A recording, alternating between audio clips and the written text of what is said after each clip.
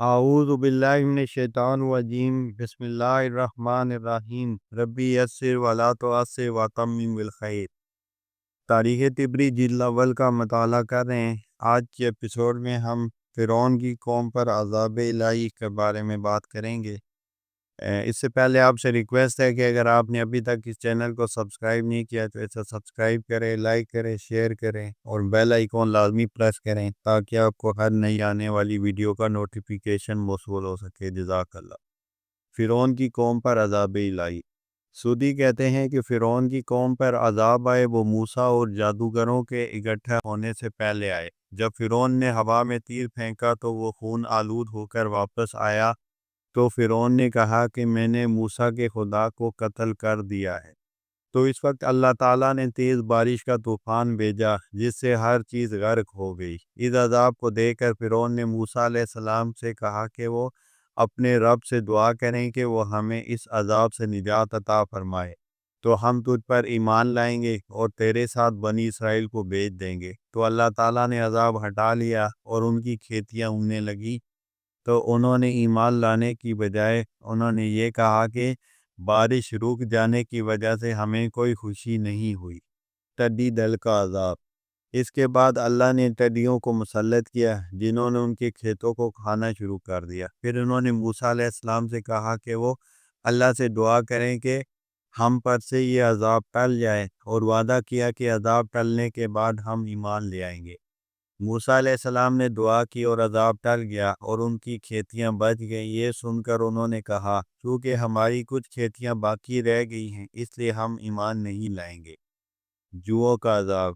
پھر اللہ تعالیٰ نے ان پر جوئیں مسلط کی، وہ ساری زمین میں پھیل گئی، وہ لوگوں کے جسم اور کھال کے درمیان داخل ہو جاتی اور انہیں کاٹتی، حتیٰ کہ کوئی شخص کھانا کھانے لگتا تو اس کے کھانے میں بھی جوئیں آ جاتی، اور اگر وہ کوئی شخص تانبے اور اینٹوں کا ستون بنانے لگتا تو وہ اسے گرا دیتی، یہاں تک کہ ان پر کوئی چیز چڑھ نہ سکتی۔ جوؤں کا عذاب سخت ترین عذاب تھا۔ قرآن مجید میں بھی اس عذاب کا ذکر ہے۔ اس عذاب سے تنگ آ کر انہوں نے پھر موسیٰ علیہ السلام سے درخواست کی کہ اللہ سے دعا کریں کہ ہم پر سے یہ عذاب ٹل جائے تو ہم ایمان لے آئیں گے۔ جب یہ عذاب بھی ٹل گیا تو پھر انہوں نے ایمان لانے سے انکار کر دیا۔ پانی کا خون بن جانا۔ اس کے بعد اللہ نے خون کا عذاب بھیجا۔ ایک قبطی اور ایک اسرائیلی مل کر اکٹھے پانی پینے جاتے تو قبطی کے لیے وہ پانی خون بن جاتا جبکہ اسرائیلی کے لیے پانی ہی رہتا۔ جب اس عذاب سے سخت پریشان ہوئے تو انہوں نے موسیٰ علیہ السلام سے درخواست کی کہ وہ پھر دعا کریں کہ یہ عذاب ٹل جائے۔ پھر موسیٰ علیہ السلام نے دعا کی، عذاب ٹل گیا، لیکن پھر بھی وہ ایمان نہ لائے۔ چنانچہ اللہ تعالیٰ نے ان کے بارے میں فرمایا، وہ جس عذاب میں مبتلا کیے گئے تھے وہ ان سے دور کر دیا گیا، تو انہوں نے اسی وقت اپنے وعدے کو توڑ دیا۔ ایک اور جگہ ارشاد ہے کہ ہم نے فرعونی قوم کو قید سالیوں اور پھلوں کے نقصانات میں مبتلا کیا کہ شاید وہ نصیحت پکڑیں۔ دربار میں دوبارہ جانا۔ پھر اللہ تعالیٰ نے موسیٰ علیہ السلام اور ہارون علیہ السلام کی طرف وحی بھیجی کہ فرعون کے پاس جا کر اسے دعوت دو اور اس سے نرم انداز سے گفتگو کرو تاکہ وہ نصیحت حاصل کرے یا مجھ سے ڈر جائے۔ یہ دونوں فرعون کے پاس پہنچے۔ موسیٰ علیہ السلام نے فرعون سے کہا، اے فرعون، کیا تو یہ چاہتا ہے کہ ہمیشہ جوان رہے، بوڑھا نہ ہو، تیری بادشاہت اس سے چھینی نہ جائے، تجھے شادیوں، شرابوں اور سواریوں کی لذتیں دی جائیں، اور جب تیرا انتقال ہو تو تجھے جنت میں داخل کر دیا جائے؟ اگر یہ چاہتا ہے تو مجھ پر ایمان لے آ۔ فرعون کے دل میں ان کلمات نے اثر کیا اور یہی نرم کلامی تھی جس کا اللہ نے حکم دیا تھا۔ حامان کا فرعون کو رب قرار دینا۔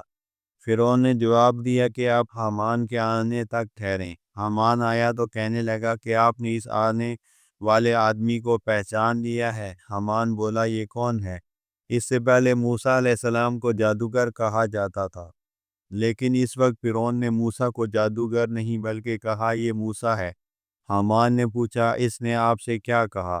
فرعون نے بتایا کہ اس نے مجھ سے یہ باتیں کی۔ حامان نے پوچھا کہ آپ نے کیا جواب دیا؟ فرعون نے کہا، میں نے انہیں آپ کے آنے تک ٹھہرنے کا حکم دیا۔ حامان بولا کہ مجھے آپ سے اچھی توقع ہے کہ آپ ایک عبادت کرنے والے بندہ بننے کی بجائے ایک ایسے رب بنے جس کی عبادت کی جائے۔ فرعون کو یہ مشورہ پسند آیا۔ اس نے اپنی قوم کو جمع کیا اور کہا کہ میں تمہارا سب سے بڑا رب ہوں۔ یہ بھی کہا کہ میں اپنے علاوہ اور کسی کو رب نہیں مانتا، اور یہ بھی کہا کہ میں 40 سال سے تمہارا رب ہوں۔ فرعون کا قوم سے خطاب۔ ایک مرتبہ فرعون نے موسیٰ علیہ السلام کے بارے میں اپنی قوم سے خطاب کرتے ہوئے کہا، یہ بڑا جاننے والا جادوگر ہے، اور اپنے جادو کے بل بوتے پر وہ تمہیں تمہارے ملک سے نکالنا چاہتا ہے۔ تمہاری اس کے بارے میں کیا رائے ہے؟ ساری قوم بولی کہ آپ اس کے بھائی کو مہلت دیں اور سارے ملک میں اپنے اہلکارے بھیج دیں کہ وہ ہوشیار جادوگروں کو تیرے پاس لے آئیں۔ فرعون نے موسیٰ علیہ السلام سے خطاب کرتے ہوئے کہا، اے موسیٰ، کیا تو اپنے جادو کے بل بوتے پر ہمارے ملک سے نکالنا چاہتا ہے؟ اچھا، تو ہم بھی تیرے مقابلے میں ایسا ہی جادو لائیں گے۔ تو اپنے اور ہمارے درمیان ایک ایسا وعدہ ٹھہرا لے کہ جس کی خلاف ورزی نہ ہم کریں اور نہ تو کرے۔ موسیٰ علیہ السلام نے فرمایا، تمہارے وعدے کا دن وہی ہے جو تمہارے جشن منانے کا دن ہے، اور سب لوگ چاش کے وقت جمع کر لیے جائیں۔ اس پر فرعون مجلس سے چلا گیا اور اس نے اپنی مکاری کا سامان جمع کرنا شروع کر دیا، اور آخرکار وعدے کا دن آن پہنچا، یعنی فرعون نے تمام شہریوں میں ہر کارے بھیجے کے جادوگروں کو جمع کیا اور لوگوں کو بھی جمع کیا کہ وہ بھی یہ منظر دیکھیں۔ لوگوں کے لیے یہ اعلان کیا گیا کہ تم بھی جمع ہو جانا، تاکہ اگر جادوگروں کو غلبہ حاصل ہو تو ہم سب انہی کے پیروکار ہیں۔ جب جادوگر آ گئے تو انہوں نے فرعون سے کہا، اگر ہم مقابلے پر غالب آ گئے تو ہمیں کوئی بڑا انعام ملے گا؟ فرعون بولا، ضرور ملے گا، اور مزید یہ کہ تم مقربین میں شامل ہو جاؤ گے۔ موسیٰ علیہ السلام اور فرعون کے بارے میں دیگر روایات۔ موسیٰ علیہ السلام نے جادوگروں سے خطاب کرتے ہوئے کہا، تمہارے لیے خرابی ہو، اللہ تعالیٰ پر جھوٹ اور افطرا نہ باندھو، کہیں ایسا نہ ہو اللہ تمہیں کسی عذاب کی وجہ سے بالکل تباہ و برباد کر دے۔ موسیٰ علیہ السلام کے اس کہنے پر جادوگر اپنے کام میں باہم اختلاف کرنے لگے اور چپکے سے سرگوشیاں کرتے رہے۔